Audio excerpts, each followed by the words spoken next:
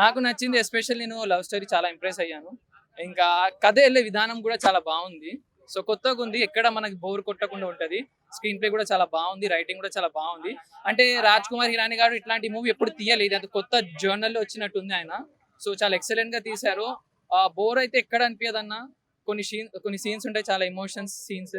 అక్కడ కొంచెం ఖర్చు ప్లేస్ నాప్కిన్స్ పట్టుకొని వెళ్ళాలి థియేటర్కి, ఎందుకంటే ఏడ్పించేస్తారు రాజ్ కుమార్ హిరాని గారు. ఇంకా షారుఖ్ ఖాన్ స్క్రీన్ ప్రెజెన్స్ అయితే, అంటే జవాన్ లో చూసాం, పఠాన్ లో చూసాం, ఇది ఎందుకు అవుట్ స్టాండింగ్ అనిపించింది నాకు. మెయిన్లీ ఆ 50 years ఓల్డ్ షారుఖ్ ఖాన్ ఉంటది కదా, అది ఎక్స్ట్రా లెవెల్ ఉంది.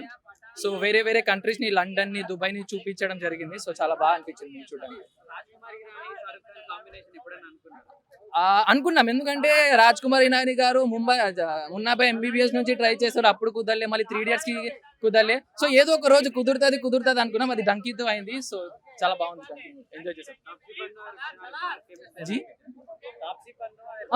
తనని కూడా మా బ్రో చెప్పినట్టు చాలా అండర్ ఎస్టిమేట్ చేసాం. తను ఏం చేస్తుంది షారుఖ్ ఖాన్ పక్కన అనుకుని, కానీ యాక్చువల్లీ అందరూ ఉంటున్నారు. స్పీచ్ లెస్, తను చాలా బ్రిలియంట్ గా పర్ఫామ్ చేసింది.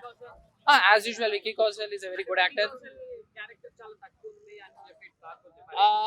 తక్కువ అంటే అది ఇంపాక్ట్ ఇచ్చే క్యారెక్టర్. సో ఆ క్యారెక్టర్ కి అంత టైం దొరకడమే యాక్చువల్లీ అది కరెక్ట్. అది మళ్ళీ ప్రొలాంగ్ చేయలేదు, బ్రతుకుంటది లాస్ట్ వరకు బ్రతుకుంటది నిజంగా. ఆ ఎమోషన్ అలా క్యారీ అవుతుంది. సారీ,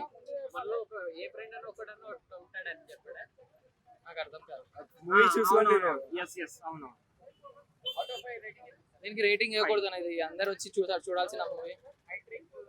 పక్కా హ్యాట్రిక్ అన్న. రాజ్ కుమార్ హిరాని షారుఖ్ ఖాన్ కాంబినేషన్ థియేటర్ లో క్లాప్స్ పడ్డాయన్న, అర్థం చేసుకోవాలి. అప్పుడే సినిమా బ్లాక్ బస్టర్. అంటే హిందీలో అంటే ఇది కొంచెం పంజాబీ యాసెంట్ లో ఉంటది కదా, ఇంకా హిందీ అర్థమైన కూడా వచ్చి ఎంజాయ్ చేయొచ్చు మూవీ. మరి అంత కాంప్లెక్స్ ఏం సబ్ టైటిల్స్ ఉన్నాయండి, సబ్ టైటిల్స్ కూడా అది అయితే ఒక సోషల్ మూవీ అర్థం కాదు అన్నట్టు అయితే ఉండదు. హిందీ రానోడు ఏం పంజాబీ రానోడు, హిందీ రానోడు కూడా ఏడుస్తాడండి ఖచ్చితంగా. రాసి ఎమోషన్స్ అయితే కనెక్ట్ పెట్టుకోండి. అది Raj Kumar Hirani story telling value. అంటే ఇప్పుడు దాకా మనం ఈ ఇయర్ మొత్తం పఠాన్ యాక్షన్ తో మొదలైంది, మొన్న యానిమల్ వచ్చే వరకు కూడా యాక్షన్ తోని మొత్తం ఫుల్ ప్యాక్డ్ అయిపోయింది.